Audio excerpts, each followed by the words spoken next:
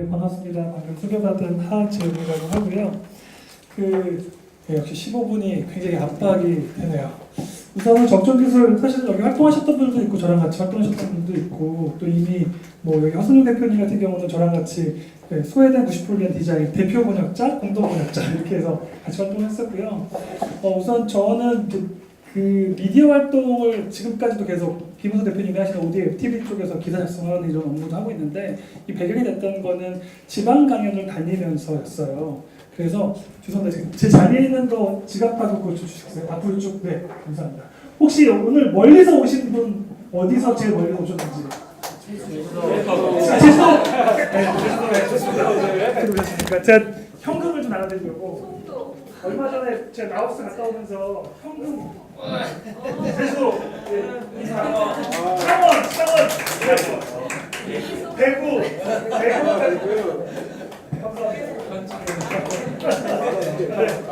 사실은 별거 아니지만 이런 식으로 전국에서 모였기 때문에 이렇게 현지 화폐를 나눠주는 것도 크게 어려운 일이 아니어가지고 이런 소스도 어떨까 싶어가지고 제가 살짝 이벤트를 했고 이것도 라오스에서 저 라오스 사진도 몇 개 나오거든요.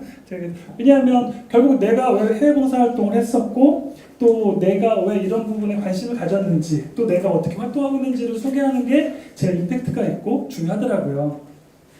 우선 저는 자원활동은 자원봉사가 아니다라는 책을 같이 공동저자로 참여했었는데 그 배경은 저는 이제 몽골 아까 얘기하셨는데 몽골에서 코피온이라는 나라로 해서 해외봉사단을 처음 시작했고 그 다음에 이제 독일 베이스로 해서 OM 선교회라고 하는 데서 엠비들로스라고 해서 그 국제기구 선교단체이기도 한데 국제기구에 소속돼 있어서 그쪽 활동도 했었고 그 다음에 이제 포이카 단원까지 해가지고 어떻게 보면 장기의 봉사로는 NGO, 국제기구, 아니면 정부기구까지 좀 경험했기 때문에 그런 것이 조금은 이렇게 좀 메리트가 있다고 보셨는지 같이 이렇게 참여하게 돼가지고 처음 활동을 시작하면서 이 MDG 리포트는 사실은 포이카에서 그 원조하는 중요한 그 이론으로 배경으로 얘기했던 것이 MDG 리포트였는데 여전히 한국에서는 MDG에 대한 용어 번역도 제대로 안 돼 있었어요. 2008년도만 해도. 그래서 제가 유엔이랑 같이 활동하는 친구들 3명이 공동대표가 돼가지고 유엔이랑 소통하면서 정식 번역을 이때 처음으로 했었거든요. 그래서 그 이후로도 계속 지금까지 하고 있는데 그것처럼 사실은 되게 국제개발협력이라든지 아니면 세계 시민교육도 이미 많은 업적들이 있지만 틈새들이 여전히 많이 있더라고요. 그래서 저는 해외봉사 단원으로서 또 여러 가지 활동을 하면 잘 모색하면 우리의 틈새를 발견할 수 있을 것이라는 생각을 갖고 있고요. 제가 발표하는 이 적정기술 파트 같은 경우는 여전히 좀 가장 핫한 부분일 것 같아요. 왜냐면 저도 사실 재밌는 게 이렇게 성실하게 전 PT를 만들지 않거든요. 원래 좀 글밥을 먹고 있고 말로 좀 하다 보니까 강의자는 되게 성의 없이 많이 하는데 어떻게 보면 저한테도 오늘이 되게 특별한 기회가 되는 건 뭐냐면 강사분들이 워낙 활동력 있으시고 또 대단하신 분들이 막 하다 보니까 자극이 돼가지고 처음에는 사실은 그 자료달라 그래가지고 이전에 그냥 강의했던 거의 G세이버 강의를 중심으로 해서 1시간, 2시간 하는 강의를 다 던졌거든요. 너무 창피한 거예요. 그래가지고 제가 거의 반나절 정도 이상 투자해가지고 강의를 싹 다 정리했습니다. 그래서 나름 열심히 했다는 티가 얼마나 나는지 모르겠지만 벌써 5분이 지났네요. 이 사진은 제가 작년에 탄자니아 갔을 때 찍은 거예요. 그냥 거리를 지나다니면서도 현지에 가면 이런 식으로 풍력 발전을 이용해서 물을 끌어올릴 수 있는 시설들이 돼 있더라고요. 그리고 이거는 제가 그 2013년도에 그 탄자니아 지부장으로 활동하면서 그때 이제 지역에 있는 NGO 단체들을 찍었던 건데 여기는 이제 유엔 쪽에서 이분이 되게 탄자니아에서 30년 탄자니아 분이랑 결혼해가지고 사시는 분인데 이거 같은 경우는 탈곡기예요. 옥수수라든지 이런 농작물이 많이 나오니까 탈곡기를 만들어가지고 했는데 이게 여기서 2013년도에 그 D랩이라고 하는 적정기술 관련된 가장 큰 대회가 그 MIT에서 주관하는 행사가 있는데 거기서 전 세계 대회를 탄자니아 아루샤 지역에서 했었어요. 농업박람회를 하는데요. 규모가 진짜 엄청납니다. 그래서 그 사진들도 자세히 싣고 싶었는데 결국은 이제 그 사진까지는 접근하기 어려워서 했고 우선 제가 좀 필요하다고 보는 거는 현재 좀 시사점인데 세계 시민 교육을 하려면 사실은 교육의 대상이 되는 아이들은 10년 후, 20년 후에 사회를 경험하게 되거든요. 사회에 대해서 뭔가 인식하려고 한다는 건 좀 더 미래적인 관점을 접근하는 게 더 되게 중요하다고 본 거고요. 그게 어떻게 보면 이세돌과 알파고의 대결이 교육계에서 좀 영향을 미치고 있다고 얘기 들었어요. 그래서 지금 이대로 암기식 교육은 안 된다. 그래서 인성교육이 중요해지는 거고, 인성교육 중에 하나인 세계시민교육이 강조되고 있는 이 트렌드를 교사들도 느끼고 있더라고요. 그래서 이런 얘기가 어떻게 보면 세계시민교육의 화두로 얘기할 때, 그래서 요즘은 4차 혁명, 지능과 정보, 빅데이터가 연결되는 이 4차 혁명에 대한 이야기가 실제 미래 트렌드에서는 많이 얘기되고 있죠. 적정기술 역사는 아무리 제가 시간을 흘려도 최근에 사실은 제가 그 적정기술 연구소 한밭대학교에서 진행한 연구소에 다시 또 글을 쓰면서 최근에 다시 정리했던 따끈따끈한 정리인데 그 되게 아직까지 적정기술에 대한 개념 자체가 한국에서는 여전히 이렇게 좌충우돌한 측면이 없지 않은 것 같아요. 그 환경주의 운동에서 시작했다고 보는 관점을 저는 갖고 있고요. 예를 들면 1960년대 말에서 1970년대 초에 그러니까 영국이나 유럽 사회, 미국 사회는 사실은 산업 사회를 경험하면서 엄청난 부를 축적했죠. 도시화가 진행되면서.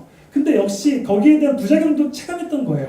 그래서 환경에 대한 대표적으로 이제 그 레이첼 카슨이 쓴 침묵의 몸이라고 하는 거에서 DDT 우리나라 전쟁 때 왜 막 뿌려가지고 소독했던 그게 이제 처음에는 인체에 무해하고 소독약은 혁신적인 걸로 막 알려졌는데 알고 보니까 동물들이 그걸 먹게 되고 그 동물을 먹게 된 인간에게 결국 피해가 가더라. 이러면서 굉장히 서양 사회에서는 놀라운 이슈가 됐다고 하고 그 다음에 인구 폭발이라는 책을 통해서 환경에 대한 담론이 형성되는 이 맥락 가운데 사실 적정기술이 있었거든요.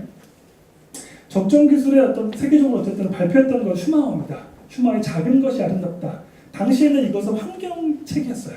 그래서 외국에서는 사실은 이따 또 나오겠지만 되게 오래전에 이런 과학기술에 대한 여러 가지 폐해를 경험했던 서양을 중심으로 해서 적정기술이 나왔고 슈마우도 그래서 중간기술 예를 들면 과학기술 발달해서 도시화 또 고도성장은 가능하지만 아니 우리가 사는 공기가 더러워지면 잘 사는 게 어떤 의미지? 물이 더러워지고 있는데 내가 사는 주거 환경이 그렇게 클리어하지가 않아. 내 건강에 영향을 미치고 있다는 것들을 이미 경험하게 되는 거죠. 그래서 좀 더 첨단적인 방식이 아니라 어떤 좀 더 중간 대안적인 기술의 방법론을 실제로 연구하기 시작했고 재미있는 건 슈마우 같은 경우는 독일 태생이고요. 그리고 석탄공사에서 오랫동안 고문으로 활동했어요. 경제학자, 영국의 경제학자인데.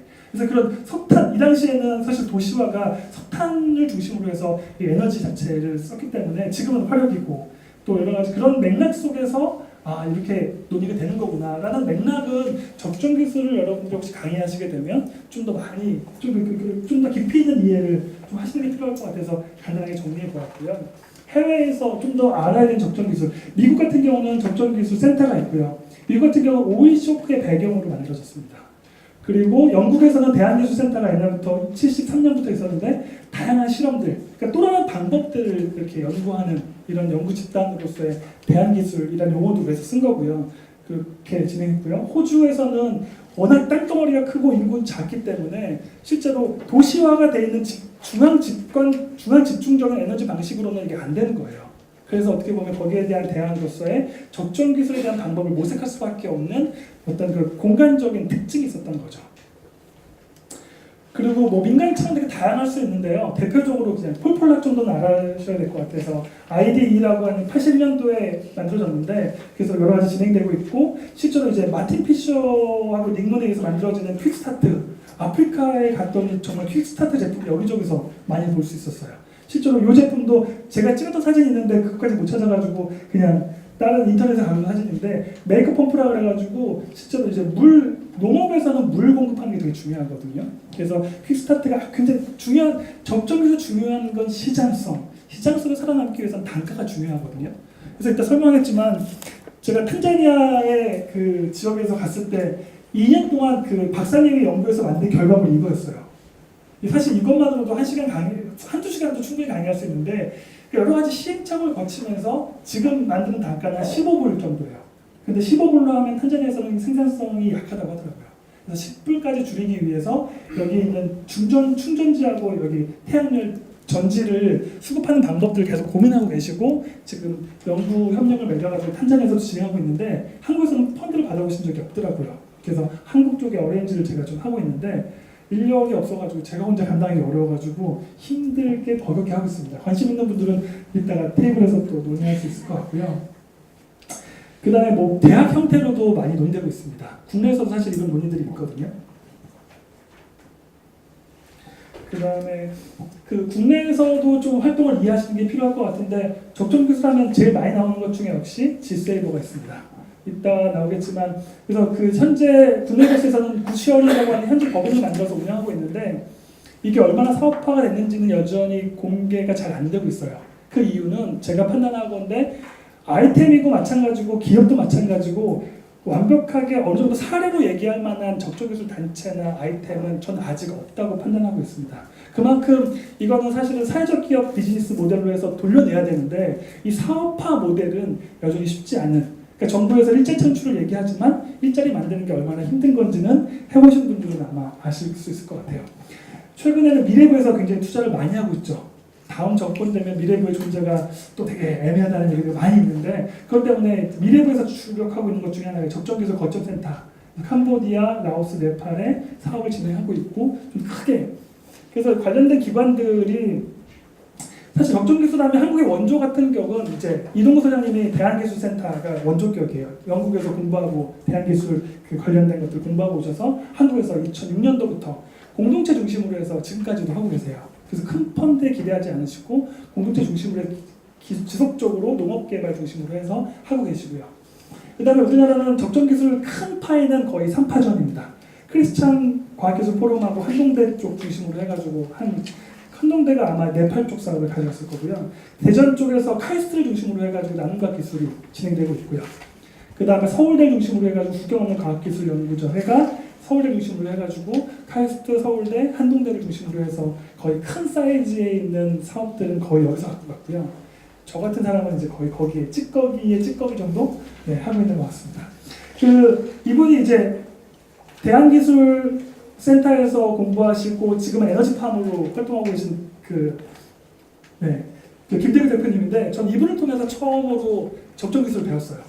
사회적 기업가 네트워크 모임 갔는데 이분이 이제 적정기술이라는 게 있다 이렇게 소개하시는데 정말 저는 이렇게 팅 하나 맞는 느낌이었거든요. 이런 좋은 게 뭐에 그때 만났을 때가 제가 기억하기로는 2008년도인가 될 거예요.